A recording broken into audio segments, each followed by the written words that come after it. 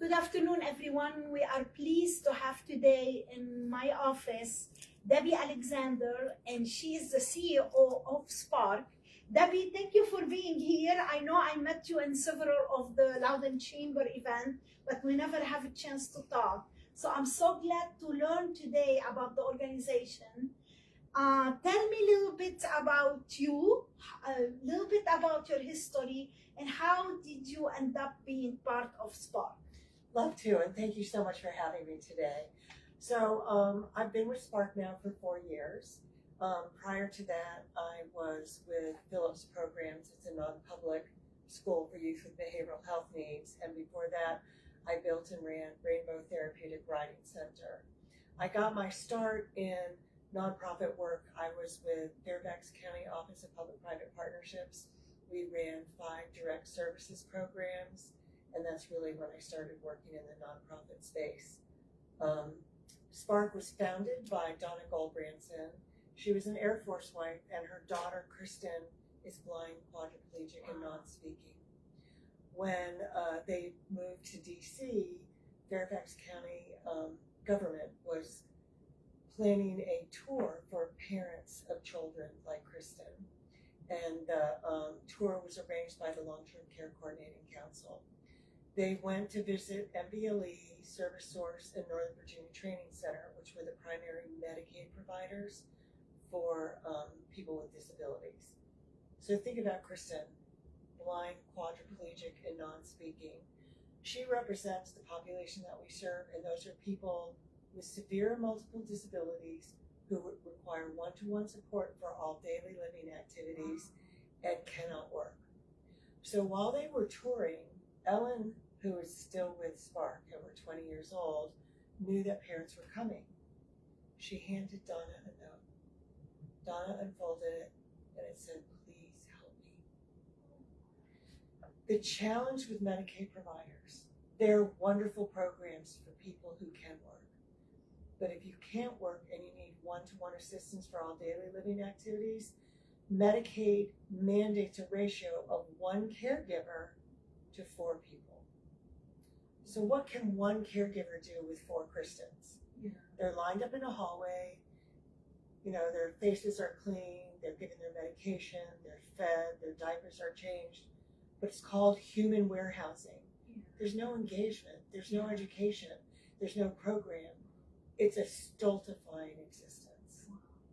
So when Donna met Ellen, she vowed that she was going to come up with another model. So she worked with Patricia Harrison, who at the time was the deputy county exec at Fairfax County. And through the Department of Therapeutic Rec, we were given space at the Southgate Community Center in Reston. And they sent their staff, therapeutic recreationists, to work with our population. The 4 people who started at SPARC are still with us. Today, we are at Southgate in Reston, in McLean, at Hybla Valley in Alexandria, Arlington Mill Community Center in Arlington, and at Congregation Shari Shalom in Leesburg. Mm-hmm. Wow. So tell us a little bit about the different programs you have. Delighted How to. the process. Absolutely. So SPARC is based on the same kind of programming that our participants experience in school. Our public schools are phenomenal in this area. If you're in special education, you have great programs. They build everyone up. They feel like they're superheroes. They have all kinds of services. But when they turn 22 and they age out of the K through 12 education system, it's called falling off the cliff or graduating to the couch. There's no services. There's no programming. And so we offered the same thing they got in school. My staff have their master's in special ed, therapeutic rec. I have a doctor of occupational therapy. I have a art therapist with their master's in art therapy.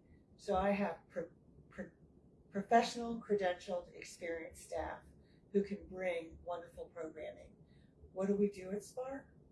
We do therapeutic art. We do therapeutic music in partnership with A Place to Be. Yeah. We do cooking. We do different life skills. We teach personal finance. We have advocacy classes. We go on field trips. At the Alexandria campus, we have a hydroponic farm. We're growing microgreens, which are very nutritious, sending them home with our participants, and then because we're growing so much, we donate the extra to food pantries. Our guys love to volunteer. When I leave here, I'm going to a church in Reston where we work at the food pantry. We love to volunteer. So if anyone listening has volunteer opportunities, please think about my guys. Wow, what a great idea. So what ages you take? Great question. You have to have graduated from high school. So sometimes people come to us when they're 18, but I always urge parents to let their kids stay in school until they're 22 because of all the services they get. And then we don't have an age limit. One of our original participants just is in his early 60s, right? Because we're 20 years old. Yeah. So we have that conversation, now because we have older participants. We opened in Loudon this year, and one of our participants, there was no program for her when she aged out of high school. She's 62. This year, she had her first birthday party with friends at 62. Wow. She's not allowed to cook in the Medicaid-run group home where she lives, and so when she got comfortable, she said, I really want to learn how to scramble an egg. Well, now she's cooking every day and really loving it. We give people the opportunity to do the same things you and I enjoy, just simple activities, but they're engaging in the things that make life special. Cooking and eating a meal with friends, right? That's a wonderful thing to do. We dance, we sing, we exercise, we provide wonderful engagement. Yeah. That's a lot of work too. Talk to us about events. I know I did Miss Your Gala this year in November. Talk to us about how many events do you do during the year, and what would you need the most on these events? Absolutely. So we have two fundraising events. In July, we have a pancake breakfast, and November 15th, we have our gala.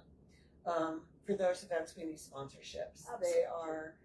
So my staff, 90% of my budget is staff salaries, and I compete with the public schools. So I need to raise enough money to hire and retain people who are experienced.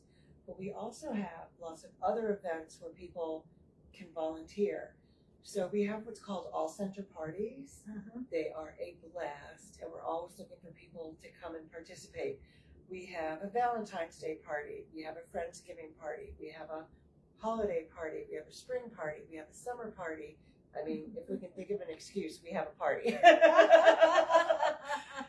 And they're great fun. So that's an opportunity for business owners to come with their team and have a great team building experience. Absolutely. To cook the food, serve the food, run a game. They're so much fun. We had a picnic this summer at Berg Lake Park. We just discovered the coolest park here in Loudoun County, and it's completely accessible, and the guys love going there. We also love to invite businesses to come and teach us, because think about it, my guys are adults. Yeah. Just like you and I go to a chamber lead share and we hear people share about their businesses. Well, my guys would like to learn about what you do. We've had bakers come in and do personal finance lessons. We've had weathermen come in and teach us about the weather. Everyone got certified to be a weather tracker. Did you know you can get certified to be a weather tracker? Yeah, so really the sky is the limit in terms of opportunity. And it's a great way for especially small business owners to get engaged with the population that they don't know about, educate their staff, and have a team building opportunity. Yeah, absolutely. From the time you start with SPARC, any accomplishment you did or you brought in and you are really proud of? Can you share with us? I can. Several things. First, I received federal funding, and with that grant, I was able to open Hybla Valley, Herndon, and Loudoun tuition free. Our fees are very low, but still 40% come at no charge because my guys don't have resources and their families are socking every penny way into special needs trusts. So to be able to expand our footprint and offer our services to more people at no charge was huge. That was a $785,000 grant, and but now I'm looking for sustainability funding to keep the staff and to offer no tuition. Also, with another federal grant from NIH, we started a partnership with George Washington University called AI Empowered Art. We're doing therapeutic art, music composition, and 3D printing. Graduate students from GW's art therapy program work with our participants, and we're now planning with the Art League a huge show that'll be in late spring, early summer, and we'll be showcasing our AI art, our 3D printing. We also do clay sculpture, and we do another really cool thing called wheelchair action art, where our guys create these huge canvases and they roll their wheelchairs across the paint. And then because we all sparkle, we throw in glitter, and the participants write stories. Yeah, it's really amazing. Another fabulous partnership is with Northern Virginia Community College. We work with their occupational therapy assistance program, specifically with their low-tech assistive technology class. So it's usually 18 students in a class. So 6 teams of 3 partner with a participant who's identified a problem that they have.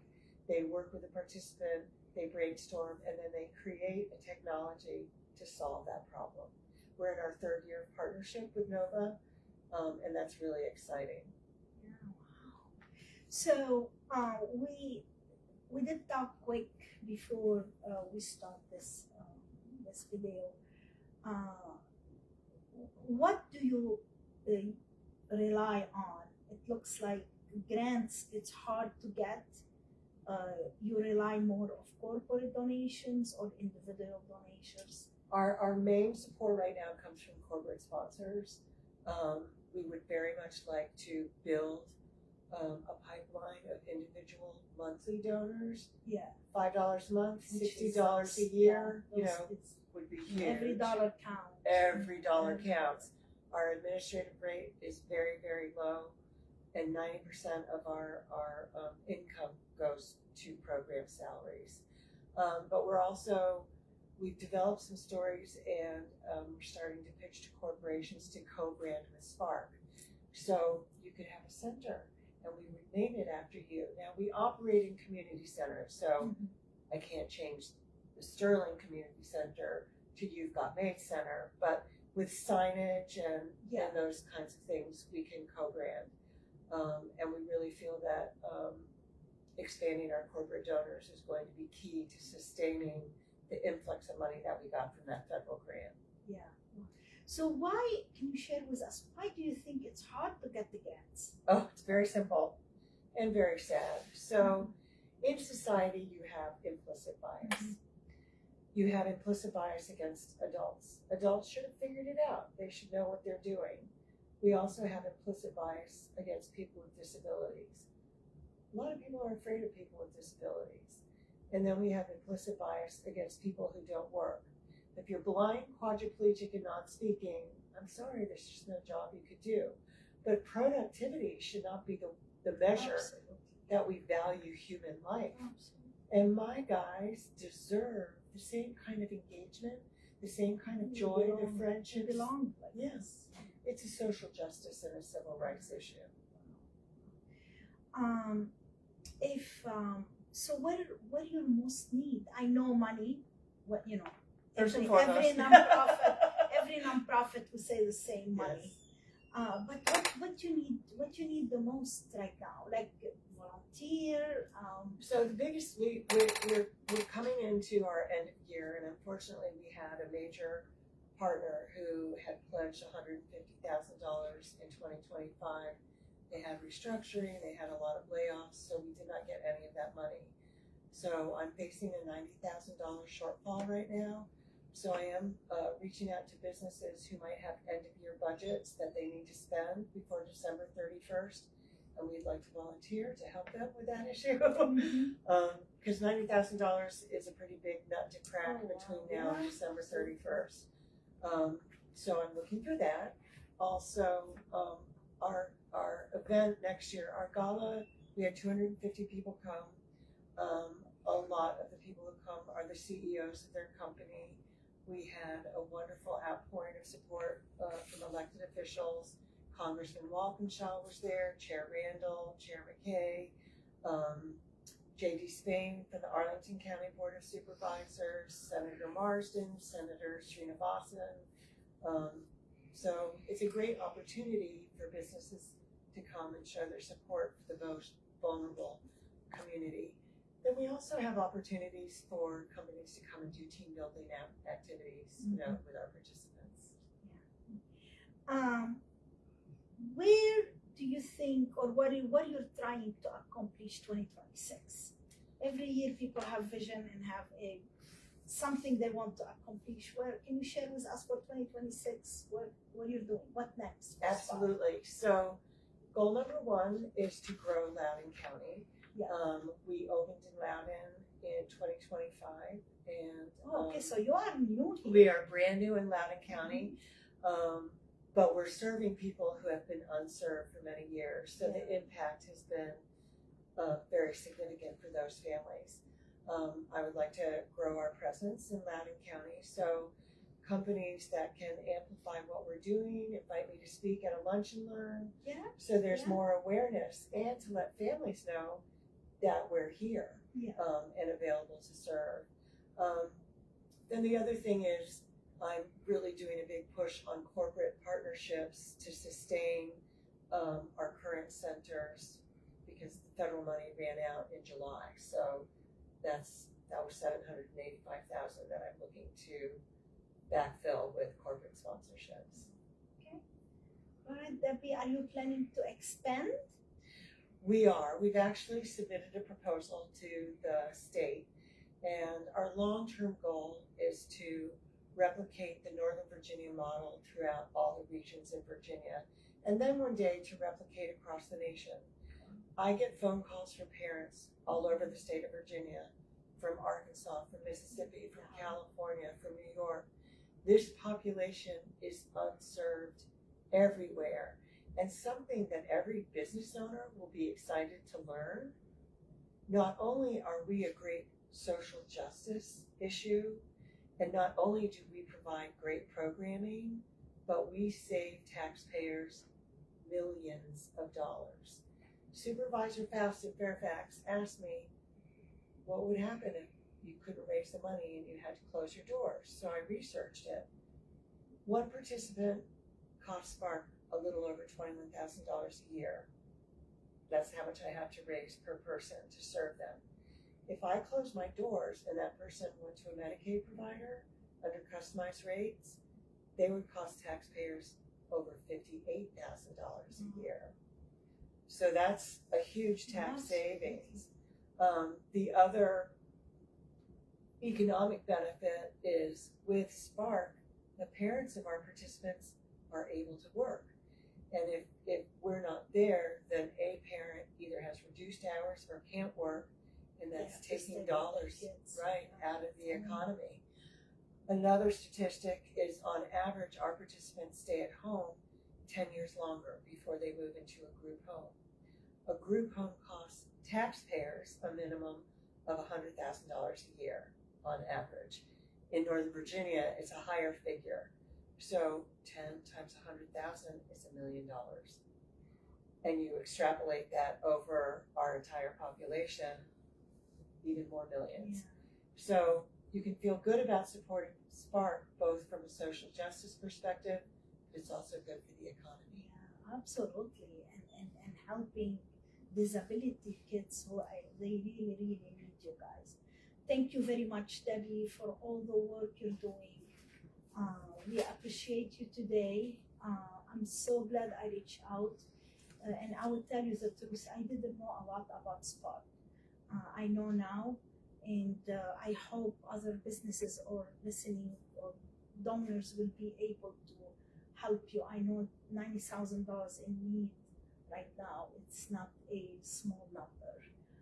So I hope it will be, more donors coming your way, and hopefully corporate businesses will reach out, and we will put the email for Debbie, so you can anybody who wants to reach out to her. I will put the email how to reach out to you. Thank you so much. And thank you for your time today. Anytime. Thank you for having me. Thank you.